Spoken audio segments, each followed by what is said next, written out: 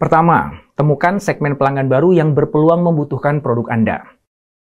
Lakukan itu jika Anda tidak mau melakukan apa-apa terhadap produk Anda, sementara jumlah pelanggan yang Anda layani saat itu sudah semakin menyusut.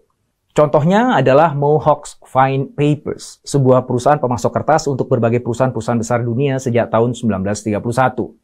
Dengan adanya perkembangan teknologi digital pada saat itu di mana semua perusahaan go paperless, maka otomatis permintaan kertas berkurang secara drastis. Mohawk's terancam bangkrut. Apa yang harus mereka lakukan? Mereka menemukan pelanggan baru, yaitu perusahaan-perusahaan online yang memberikan jasa cetak kartu nama, kop surat, dan amplop, juga pembuatan notebook. Mereka itu jumlahnya banyak sekali ternyata, dan mereka semua membutuhkan kertas mewah berkualitas seperti yang dimiliki Mohawk's. Nah, dengan menyasar kelompok pelanggan baru ini, kondisi bisnis Mohawk's akhirnya kembali membaik. Strategi yang kedua, berikan value yang baru kepada pelanggan Anda saat ini. Contohnya adalah Encyclopedia Britannica. Bayangkan aja ya, setelah mencetak ensiklopedia sejak 200 tahun yang lalu, tiba-tiba hadir teknologi digital yang membuat produk mereka nggak lagi bisa memenuhi kebutuhan dan kebiasaan pelanggan. Penjualannya pun terjun bebas. Apa yang kemudian mereka lakukan? Pada awalnya, mereka berupaya mengadopsi teknologi digital dengan cara mendigitalisasi semua konten ensiklopedia dan memasukkannya ke dalam satu keping CD-ROM yang dijual ke kelompok pelanggan mereka. Ternyata, nggak laku. Mereka kalah bersaing, khususnya dalam hal harga ya, dengan Microsoft Encarta yang dijual murah. Apalagi dengan hadirnya Wikipedia yang gratis itu juga nggak membuat situasi lebih baik.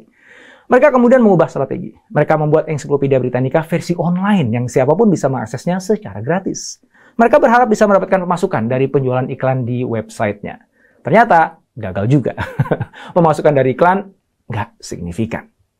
Akhirnya mereka memutuskan kembali pada pelanggan awal mereka, yaitu pembeli rumahan yang bersedia membayar untuk mengakses konten online premium dan kelompok pelanggan terbesar mereka, yaitu sekolah dan universitas.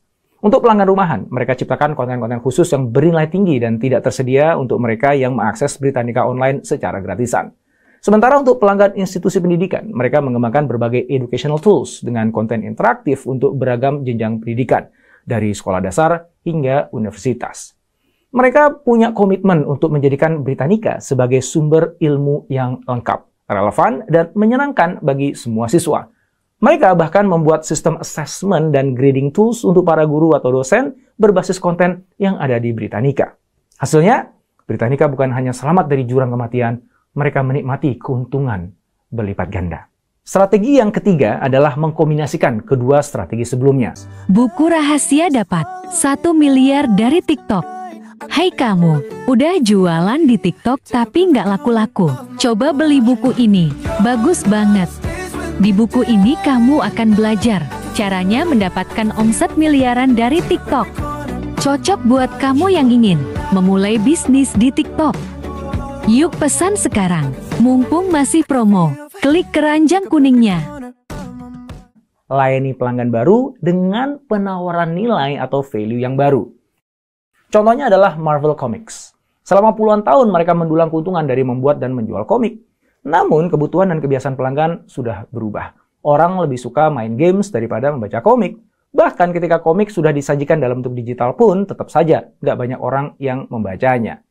Marvel sadar bahwa cerita dan karakter-karakter komik yang mereka miliki masih mempunyai nilai yang tinggi. Hanya saja, jumlah pembaca komik sudah semakin menyusut. Maka, mereka harus mencari kelompok pelanggan baru dan menawarkan nilai yang baru juga pada mereka. Apa yang membuat bisnis Marvel masih bertahan saat itu? Ternyata adalah pemasukan dari license fee yang diperoleh dari studio film yang memproduksi film menggunakan karakter Marvel. Dari situlah Marvel menyadari sebuah peluang besar yang bisa ia mainkan. Marvel kemudian memutuskan untuk membuat studio filmnya sendiri bernama Marvel Studio yang fokus memproduksi film-film superhero dari karakter komiknya sendiri. Ternyata keputusan tersebut membuahkan hasil yang sangat manis. Marvel berhasil menjual cerita dari karakter-karakternya dalam jumlah besar pada pelanggan baru yang bukan pembaca komik, menggunakan medium yang baru, yaitu film bioskop dan DVD, bukan komik, yang menyajikan pengalaman berbeda dari sebelumnya, sebuah nilai yang baru. Nah, itulah ketiga strategi yang bisa Anda gunakan untuk tetap bertahan dan menang ketika jumlah pelanggan Anda semakin menyusut. Sekarang mana di antara